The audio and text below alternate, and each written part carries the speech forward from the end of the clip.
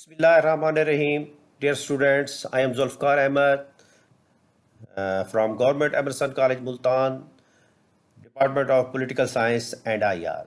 Dear students, our today topic is Conceptual Framework for Restructuring and Reforms of UNO. یہ ہمارے lecture کا پہلا topic ہے اور ہم سلائیڈ 1 پہ ہیں. تو اس کا ہم آغاز کرتے ہیں جینیسس سے. ابتدا کیسے ہوئی، کیا ہوا؟ Since the establishment of the United Nations in 1945, UN member states and past secretaries generals have repeatedly attempted to reform the organization. These reform efforts tend to be cyclical, that member states considering waves of new reform proposal every 5 to 10 years. یعنی اس میں کیا ہوا کہ جب سے you N او بنی 1945 میں you N او بنتی ہے تو یو این او بننے کے فوراً بعد ہی اس میں جو ریفارم کا سلسلہ چل پڑا. یہ ریفارمز جو ہے وہ کس طرف سے آئیں؟ یہ ریفارم صاف ظاہر ہے جی ممبر اسٹیٹس کی طرف سے آئیں اور مختلف جو سیکٹریز جنرل اس کے رہے ان کی طرف سے آئیں، اور یہ ریفارمز ہر 5 سے 10 سال کے بعد آئیں. انیشیٹرز کون تھے؟ یہ پہلے بھی ہم ویسے ہم بات کر چکے ہیں. Member status group of member status یعنی ممبر اسٹیٹس اور groups of member status and are the current secretary general. تو فوکس ان کا کس پہ تھا؟ نمبر 1 دیکھنا کہ یو این او کے سیکریٹریٹ جو ہے وہ پراپر طریقے سے کام کیوں نہیں کر پا رہا، وہ اس کے اندر عدم استعداد کیوں پایا جاتا ہے. دوسرا، duplication and diffusion of U N mandate missions or program. Duplication and diffusion,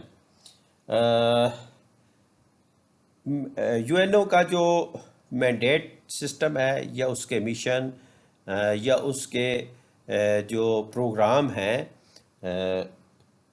ان میں کیا ہو رہا ہے، ان میں کوئی ان کے اندر کیا فراڈ ہو رہا ہے، ان کے اندر کیا خامیاں ہیں، کیا کوتاہیاں ہیں، اس بات کا جائزہ لینا. Evidence of fraud, waste, abuse and or mismanagement of U N O کے جو مختلف ریسورسز ہیں ان کے اندر جو خرابیاں پائی جاتی ہیں، ان کا جو ضیاع ہو رہا ہے، ان کے اندر جو گڑبڑ ہو رہی ہے، اس کے بارے میں تحقیق کرنا، اس کے بارے میں جانچنا. اس کے بعد ہم آگے چلتے ہیں. ہماری ٹاپک ریفارم چل رہا ہے سلائیڈ 2. تو ہم آگے چلتے ہوئے ہم آتے ہیں کہ پیریڈ وائز ہم اس کو ڈسکس کرتے ہیں.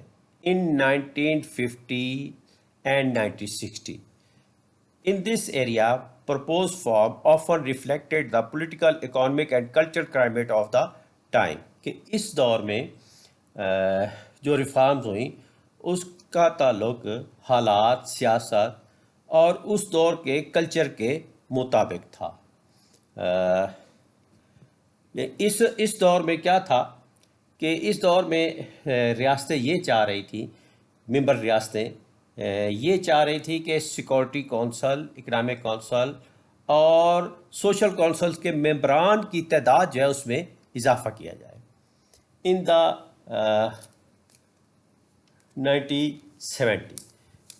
1970s اس دور میں فوکس کس چیز پہ تھا کہ دنیا میں امیر اور غریب ریاستوں کے مابین سیاسی اور معاشی گیپ جو ہے وہ بہت زیادہ ہو چکا تھا.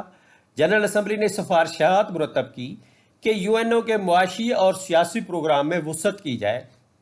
یو این او کے بجٹ میں اضافہ ہونا چاہیے کیونکہ ممبر ریاستیں 1963 میں 51 سے بڑھ کر 114 ہو گئی تھی. چنانچہ 1977 میں اسمبلی میں جو اصلاحات مینشن کی گئی ان میں سے بہت سی جو ہے وہ منسوخ کر لی گئی. اس کے بعد نیکسٹ ہمارا جو پیریڈ ہے وہ ہے 1980 اینڈ ارلی 1990. اس دور میں فائنانشیل اور اسٹرکچرل ایشوز پر بات کی گئی۔ 1986 میں یو ایس اے اور دیگر جو صنعتی ملک تھے ان کے کہنے پر جنرل اسمبلی نے ایک ہائی لیول کمیشن گروپ تشکیل دیا جو کہ یو این او کے فائنانشیل اور ایڈمنسٹریٹو معاملات کا جائزہ لے گا۔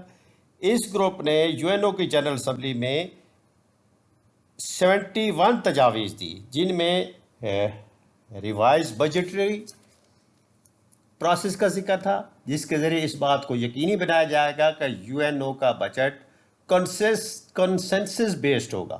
1990 کے شروع میں جنرل سیکرٹری بطروس غالی نے مزید تجاویز دی، جن میں 1992 میں ایجنڈا فار پیس اور ایجنڈا فار ڈیولپمنٹ شامل تھا، اور کہا گیا کہ ان ریفارمز پر جو ہے عمل کیا جائے گا۔ اب ہم آتے ہیں اپنی سلائیڈ 3 پر۔ ٹاپک 1 ہمارا چل رہا ہے ریفارمز کا۔ ریفارمز ایفٹ 1997 to 2005۔ U N A secretary general Kofi Annan جو تھے، اس دور میں کوفی عنان جو تھے وہ سیکرٹری جنرل بنے۔ یہ دور جو تھا، اس دور میں مختلف دنیا کی ریاستیں جو وہ ایک دوسرے کے ساتھ لڑ رہی تھیں۔ کوفی عنان کا پیریڈ جو ہے 1997 سے 2005 تک رہا، اور اس میں انہوں نے بہت سے انڈیپینڈنٹ پینل بنائے، کمیشن بنائے، اور اس بات پر توجہ دی کہ یو این او کے جو پیس کیپنگ مشنز ہیں ان کو کامیاب کیا جائے۔ اس کے بعد ہم آتے ہیں مختلف سلیکٹڈ ریفارمز پر۔ Reform such as establishment the human right council, the establishment of a U N O ethic office. دنیا کے اندر جو افراد ہے، ریاست کے جو افراد ہیں، ان کے حقوق کے تحفظ کے لیے مختلف جو ریاستیں تھیں وہ اپنے شہریوں کو حقوق نہیں، ان کے حقوق کے تحفظ کے لیے ریفارمز کی گئیں، جن میں ہیومن رائٹ کونسل کا قیام کیا گیا، پیس بلڈنگ جو ہے کانفرنس اس کا انعقاد کیا گیا، اور کہا گیا اور کچھ تجاویز جو تھی وہ مینجمنٹ اور بجٹ کے بارے میں تھی۔ یہ تجاویز جو تھی یہ ہیڈ آف اسٹیٹ کی طرف سے تھیں، اور جو سیکرٹری جنرل تھے ان کی طرف سے بھی تھی، اور اس میں یہ کہا گیا کہ جو ورلڈ سمٹ 2005 میں ہوا ہے اس کے مقاصد جو ہیں وہ حاصل کیے جائیں گے۔ اس کے بعد effort establishment of U N women. یہاں پہ اس میں کیا کہا گیا؟ It was also recommended that the United Nation establish an entity focused on women equality and empowerment. یعنی یہ جو ریفارم تھی اس میں بان کی مون سیکرٹری جنرل تھے، اور مختلف جو ممبر اسٹیٹس تھی ان کی خواہش پر، اور سیکرٹری جنرل بان کی مون کی خواہش پر یہ ایک کمیشن بنایا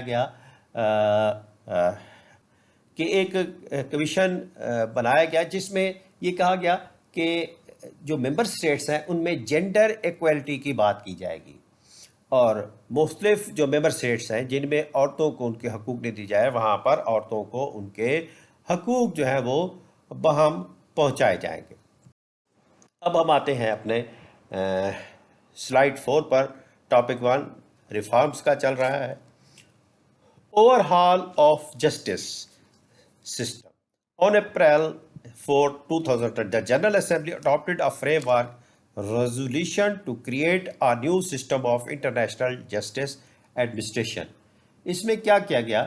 4 اپریل 2007 میں جنرل اسمبلی نے ایک فریم ورک قرارداد پیش کی، جس میں پورے یو این او کے جو جسٹس سسٹم تھا اس کو اوور ہال کرنے کا پروگرام جو ہے وہ لانچ کیا گیا، اور یو این او کے فنڈز اور پروگرام کی اس میں بات کی جائے گی۔ U N A dispute tribunal کا ٹو ٹائر جو ہے نا منصوبہ بنایا گیا کہ جس میں کیا ہوگا کہ ایک طرف یو این اے ڈسپیوٹ ٹرائبونل ہوگا اور دوسری طرف یو این ہوگی، یعنی یہ دونوں مل کر دنیا کے اندر جو جسٹس ہے اس کو قائم کرنے کی کوشش کریں گے۔ اس کے بعد human resource and technology. At the 63rd session of the United Nations General Assembly in 2008, resolution was passed on human resource management that stated that the need for rationalizing the organization کہ organization کا جو you N او ہے اس کی جو بنیاد ہے اس میں rationalisation ہونی چاہیے عقلی بنیادوں پر، اور جو ہیومن ریسورسز ہے ان کا استعمال کس طرح سے ہو رہا ہے اس کا جائزہ لیا جائے۔ ٹیکنالوجی اور ہیومن ریسورسز کو ملا کر ریاستوں کے مابین کیا کیا جا سکتا ہے، کس طرح سے ان کو ترقی دی جا سکتی ہے۔ اس کے بعد ہم آتے ہیں security council reforms. Security council reform, Ban Ki Moon call security council reform an important and sensitive issue.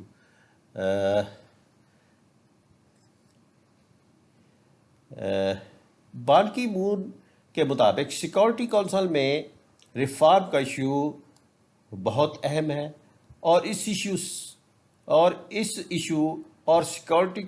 Security council جو ہے اس کے ممبران کی جو تعداد ہے اس کو بڑھانے کے بارے میں وہ بہت حساس تھے۔ ان کا خیال تھا کہ سیکورٹی کونسل کے ممبران کی تعداد جو ہے وہ بڑھانی چاہیے، مستقل ممبران کی تعداد بھی بڑھنی چاہیے، اور جو غیر مستقل ممبران ہیں ان کی تعداد پر بھی غور کیا جانا چاہیے۔